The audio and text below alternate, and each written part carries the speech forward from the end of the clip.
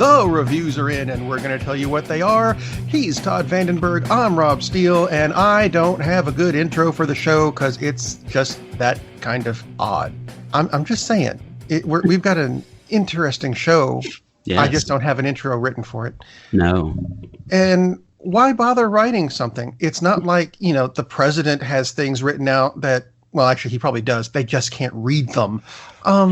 He had a comment this week. Actually, I'll call him Donnie. Don Boy. Don Boy had a comment this week about the Oscars and how can Parasite win the Best Picture? He didn't get it. He doesn't understand. I know exactly what the problem is. He thought it was a biopic of him, and it's not. It's about Trump's favorite people, the Koreans. That's all I can come up. Yeah, you would think he would enjoy. Maybe that's what it was. Maybe he thought someone had done a biography of him, and he was confused when he didn't see someone with orange hair. Are my eyes that slanted? Ivanka, come in here and tell me if my what? No. Yeah, no. The concept of hating that the Oscars awarded the Best Picture to a foreign film, and interesting that his first choice was Gone with the Wind as the film that should have won. Yeah. What is the world like in Gone with the Wind? What would Donnie love so much about that world? Can't quite put my finger on it, but and granted, this portion of the program is brought to you by Scratch and Sniff's new sarcasm smelling stickers. Scumbag. I have a Parasite question for you though, because I have not seen it yet, whereas you have. I have. Now, the other news about Parasite that came out this week is it's getting remastered and re-released in IMAX. And I just thought to myself, is that really an IMAX movie? Because that's usually for, behold, the magnificent cinematography and special effects. And that didn't sound like what Parasite was. Or am I wrong? You are not wrong. It would be as if they decided to re-release Annie Hall in IMAX. Wouldn't be a bad experience, but Woody Allen's movies are typically, and I'm not saying I like Woody Allen, but his movies are typically close, personal. They're about conversations. That's what they're about. Right. Now, there is more going on in Parasite than conversations, but it is basically a close, personal movie. It's not like it would be bad to see it in IMAX, but there is no reason to need to see it in IMAX. And in 3D. No, I think. No, now, the 3D part would be good for certain sequences. That's insane. I wouldn't be a bit surprised if they weren't going to remake it in the U.S. and do their own version of it. And Bernie Sanders will be the head of the family down in the basement, and on we go. But yeah, I wouldn't say it's a bad thing, but it is an absolutely pointless thing to remaster this in IMAX. It's like you don't need to spend the extra money to get the IMAX experience, especially since about half the theaters, I think, that are allegedly showing IMAX don't really have the full-size IMAX screen, which is a ripoff anyway. So don't go see Parasite by all means. It's an excellent movie. And a warning, it is a dark film. So if you don't like dark films, and no, I'm not talking about the contrast, I'm talking about the general tone of the movie. If you don't like dark movies, you ain't gonna like this movie. So, as a friend at work mentioned, because she saw it and was like, because she doesn't like dark movies. So, anyway, which is fine if you don't like dark movies. That's why we have The Sound of Music and Mary Poppins. Although, come to think of it, The Sound of Music, they're fleeing from Nazis, so maybe not that great. Anyway, yes. Coming to an IMAX theater near you. Woo! See, for me, IMAX is for like the Star Wars types movies. Or Mary Poppins actually would be great on IMAX. Mary Poppins actually would be cool. It would be cool. But yes. No, but there's Star Wars news. See, that's my segment. I love Star Wars news. It's brief. Rise of the Skywalker. Or was it plural? It doesn't matter. It's not going to be coming to IMAX. It's already there. Actually, it might have already left there. It's coming home on March 17th for streaming. DVD is coming on the 31st. Thought you'd like to know. That's right around the corner. It is less than a month. Yes, indeed. So you can watch it at home on your TV. And because we also do cover some TV stuff, I wanted to bring this up because it interested me a lot. having to do with Sky TV, which is where a lot of people get their TV from in Europe. They do. Sky TV in Germany is dropping the WWE and replacing it with AEW. Oh, wow. Oh, my God. That's, wow. World Wrestling Entertainment, which is the big thing where John Cena and Hulk Hogan live and all that crap. Their ratings have been dropping on their two big shows. And AEW, All Elite Wrestling, which is a new up-and-coming thing, is doing really well. Yes. To the point that, if the WWE is getting kicked off of a network of this caliber, that's a big shift in the whole TV thing, not just wrestling. A change is coming. Winter is coming. Ooh, no, that's yeah, that's a huge shift. I mean, imagine back in the day, and granted, it's not in the U.S. because that would be bigger news for us because we're in the U.S., but imagine if that had happened 20 years ago and WCW is rising and all of a sudden you turn on your Comcast cable or Charter or whatever, but it would be one of them because this is one service, and Raw is gone and they have WCW Nitro instead. I mean, wow, that's amazing. Changes the landscape, and all of a sudden you don't have The Rock as the biggest person in the history of TV, movie, money making. And of course, that's really the reason why they're pulling that move on Sky TV. Is it just for Germany?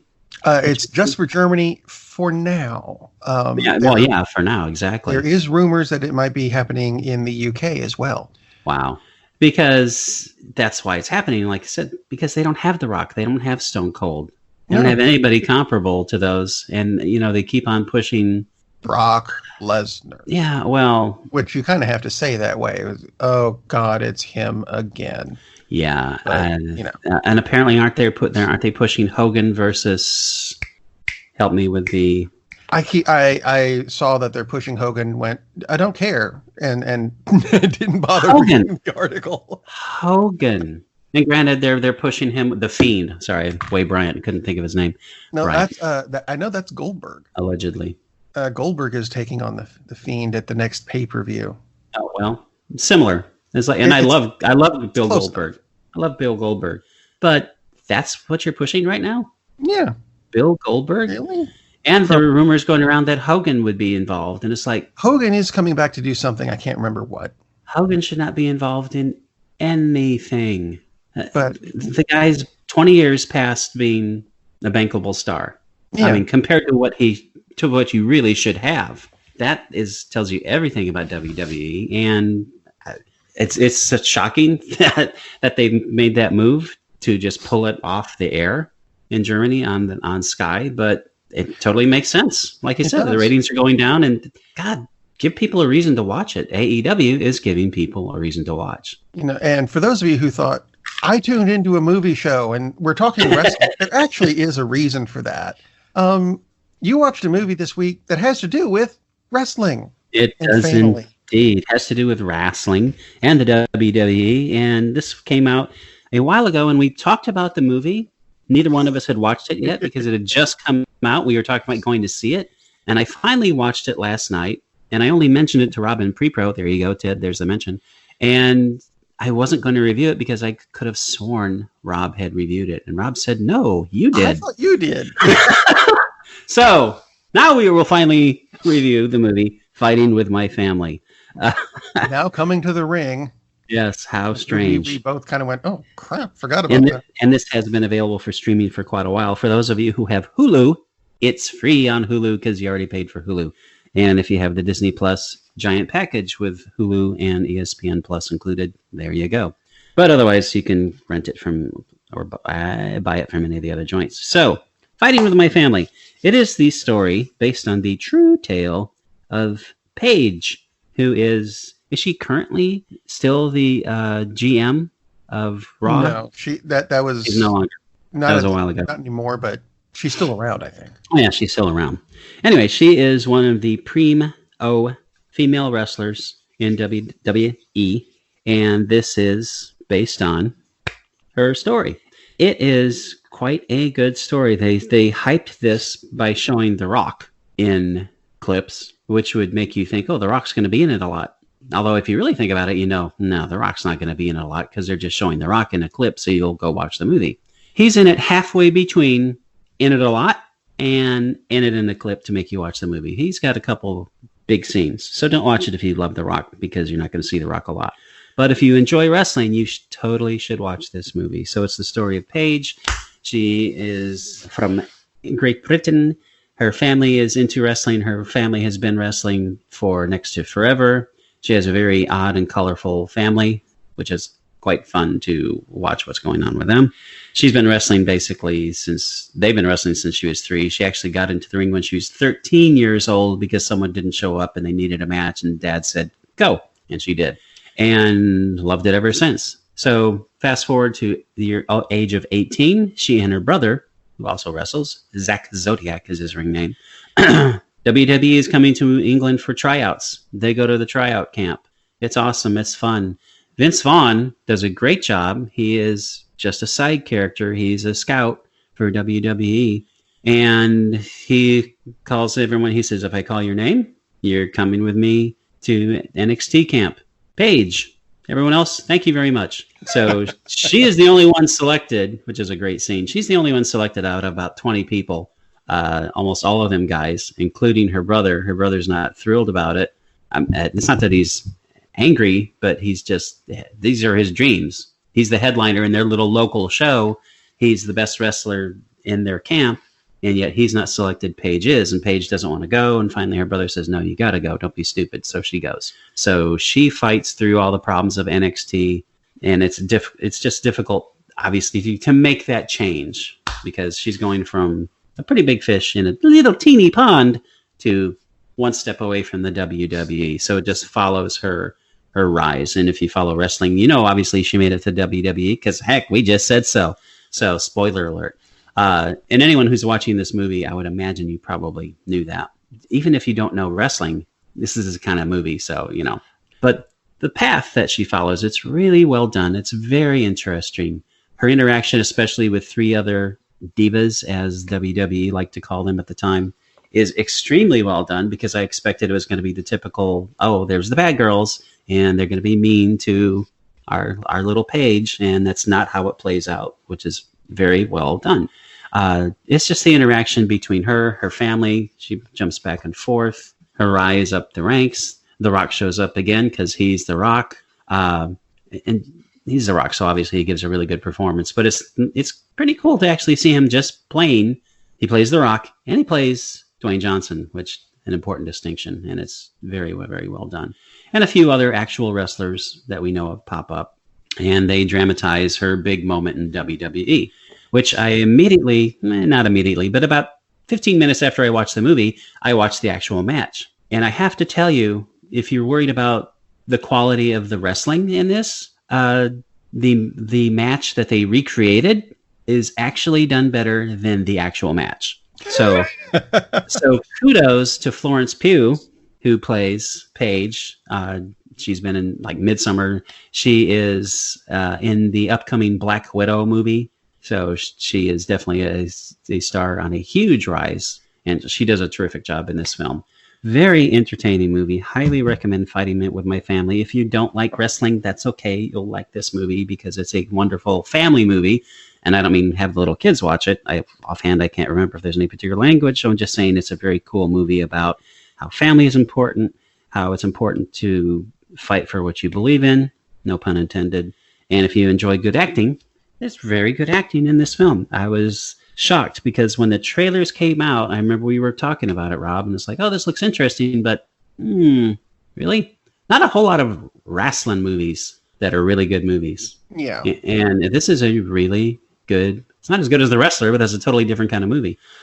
Speaking of dark films, but Fighting with My Family, and I'm saying that again because I couldn't get the exact title. I was thinking Wrestling with the Family, but Fighting with My Family. Highly recommended. Florence Pugh is excellent. The wrestling looks really good, and it's a very cool story.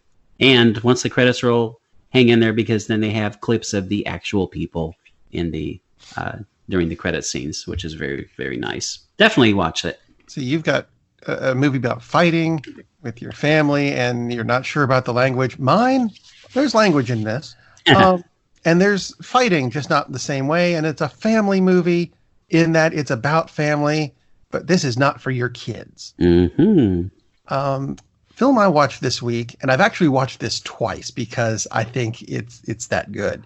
It's a little 2019 film out of the UK called Dead Fred. Not Drop Dead Fred. That's a completely different movie. This is just Dead Fred. I'm fairly certain that at one point this was a play. I have found no evidence to that yet, but I mean, it's the way it's filmed, where you kind of go, it has a feel of an adapted play, and that's fine because it's a good play. But as far as cinematography goes, that's the film's weak spot. I mean, yeah, they had cameras and they almost know how to use them. Okay. I think they also filmed the entire thing, whether it was a day scene or a night scene. I think they filmed them all during the day and just used different filters, because sometimes you can tell they did a different take and forgot to put the filter back in. Oops. So cinematography, yeah, the weak point. The plot and the acting, however, is wonderful. Now, I'm going to change the plot slightly for the review because it'll make more sense to American audiences that way. The way you think of this movie is, this is an R-rated, for language and brief nudity / dismemberment, episode of The Golden Girls, where Sophia, who is called Julie in this particular episode, is a bit more Alzheimer's ridden, and she may or may not have been the one to kill her husband, Sal, because he's downstairs in the freezer. And in this film, Sal is called Fred. Now, the main plot is Sophia's daughter, not Dorothy, the other one, wants to commit Sophia to an old age home so she can sell the house, and she commits shenanigans with her completely ball-free husband. Yeah, I said it that way. Dorothy, Rose, and Blanche, who in this movie are called Georgianne, Julie, and Rebecca, intervene, and they also discover Sal and try to hide his body so that nobody has to go to jail. Now, during the whole thing, Sophia continues to have conversations with Sal, and, I need to tell Sal this, and everyone wonders through the whole movie if she really killed her husband, or if it was the daughter, if it was a heart attack. They just know he's in the freezer. So they got to find out, how did he die? So they take him out of the freezer and examine him, not because they're experts, but because we've all watched CSI. How hard can it be? It's that kind of film. Dark? Yeah. Humor-wise. It's not the filter on the camera. Now, every so often, this film does look like it's turning into a drama. And because it kind of goes, they're talking about, my heart, it feels so. Nope, that's a punch set up for a joke. This is really a comedy. Don't panic. By the way, there is a post-credit scene in this too, which explains the one mystery we have left at the end of the movie. No, I'm not going to tell you what it is. I'm going to make you watch it. This is a very, and I'll admit this, slow-paced movie. But it really is funny, especially what is that in his pants bit? The characters are portrayed by some absolutely brilliant veteran actresses like Jane Howe, Judy Norman, and Susan Kidd, who have been in just about every BBC series ever. So yeah, you're going to recognize them. And Georgianne, who's played by Sandra Dickinson, who was in a few Superman movies, and she was Trillian in the original BBC miniseries version of The Hitchhiker's Guide to the Galaxy. Indeed, yes. So yeah, that's my short review for the film, because, is it a short film? Technically, no, but it sure as hell isn't an epic. It was the winner of the Best Ensemble Cast Award at the Real Heart International Film Festival in 2019, and deservedly so. This was a fun little movie, and I have to recommend it. It's not available in the States yet, coming soon to a streaming service near you.